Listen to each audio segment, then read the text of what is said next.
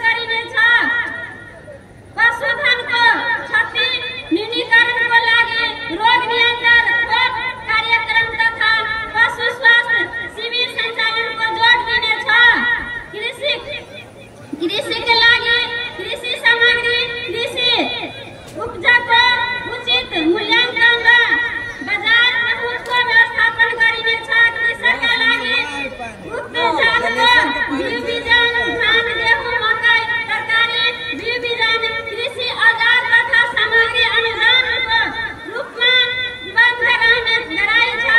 कृषि बजार तथा हाट बजारको पूर्वाधार निरन्तर साना सिंचाइ निर्माण प्राविधिक तालिम मार्फत प्राविधिकरण सेवा कृषि सामग्रीको आपूर्ति र कृषि क्षमता विकास कार्यक्रम सञ्चालन गरिनेछ।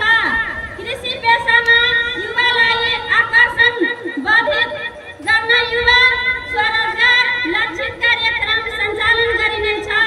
नगरवासीहरूलाई स्थानीय उत्पादन स्थानीय हाट बजारबाट नै खरिद गरी उपभोग गर्न प्रोत्साहन गर्न नीति ल्याउनेछ। सहकारी सङ्घ र उद्योग वाणिज्य सँगसँग आवश्यक सहकार्यको नीति लिनेछ। यस नगरपालिकाले कृषक उत्पादन झण्डाको व्यवस्थापन गर्ने नेपाल सरकार र मध्य प्रदेश सरकारको सहकार्य कोल्ड स्टोर निर्माण कार्य आगामी बढाउनेछ।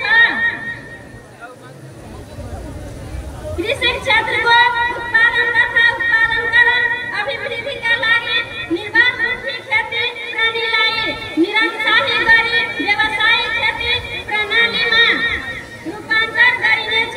किसानलाई प्रत्यक्ष लाभ हुने गरी समयमै मल उत्पन्न बिउ बिजन प्राविधिक सेवा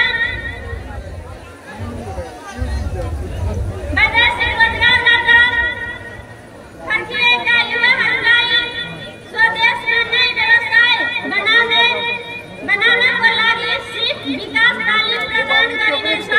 बलवा नगरपालिकाको रोजगार सेवा केन्द्रलाई एकीकृत सेवाको रूपमा विकास गरिनेछ। साथै यस नगरपालिकाबाट सञ्चालित योजनाहरूमा रोजगार सेवा केन्द्रमा सूचीकृत बेरोजगारहरूलाई प्राथमिकता दिनेछ।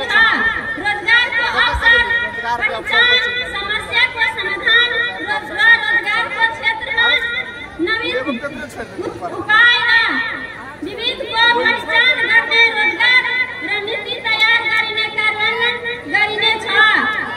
गरिबी निवारण सम्बन्धित स्थानीय नीति कानुन मापदण्ड नियम र अध्ययन अनुसन्धानलाई वैज्ञानिक बनाउँदै लगिनेछ। गरिबी निवारणको स्थानीय रणनीति तर्जुमामा गरिब रोजगारीका अवसर सृजना गरिनेछ। रोजगार तथा बेरोजगारको तथ्याङ्क सङ्कलन प्रोत्साहन र सूचना प्रणालीको व्यवस्था गरिनेछ। पर्यटन प्रबन्धन सुन्दर बलवा समृद्ध बलवा भने मूल नाराका साथ पर्यटन प्रबन्धन र विकास गर्ने सरकारवाला निकायसँग समन्वय गरी पर्यटन सुरु योजना तयार गरिनेछ। धार्मिक पर्यटक रहित पार्क निर्माण लगायत क्षेत्रको आवश्यक प्रबन्धन र विकास गरिनेछ।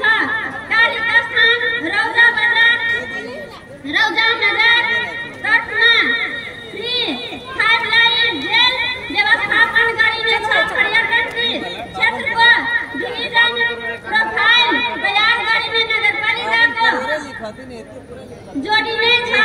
नगर पर्यटन व्यवस्थापनकालीन पर्यटन सुरु योजना तयारी गरी पर्यटकीय पूर्वाधार निर्माणका लागि विभिन्न दार्जिलिङ विकासहरूलाई लगानी गर्ने नीति ल्याउनेछ। कार्यस्थानमा निर्माण हुने गरेको सामुदायिक धर्मशालाको निर्माण कार्य पूरा गरी आधुनिक सेवा सुविधा युक्त बनाउनेछ।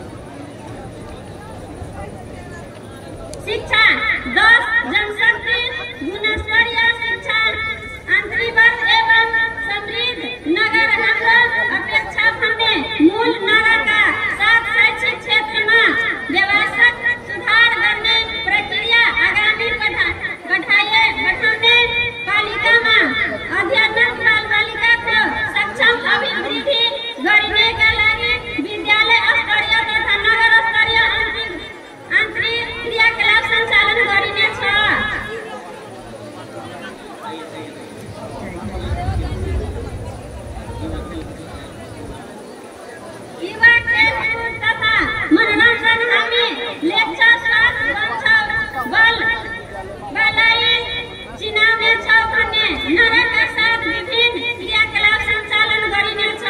नगर स्तरीय मेयर कप क्रिकेट टुर्नामेन्ट हरेक साल गराउने छ। नगर खेलकुद विकास समिति संगठन गरी नगर क्षेत्रभित्र खेलकुदको समग्र विकासका लागि कार्यविधि तथा गरी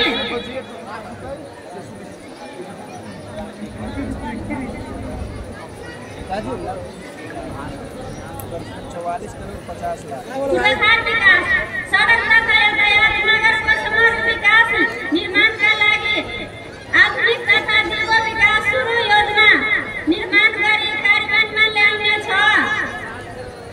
नगरपालिका कोट्याङ बलुवादेखि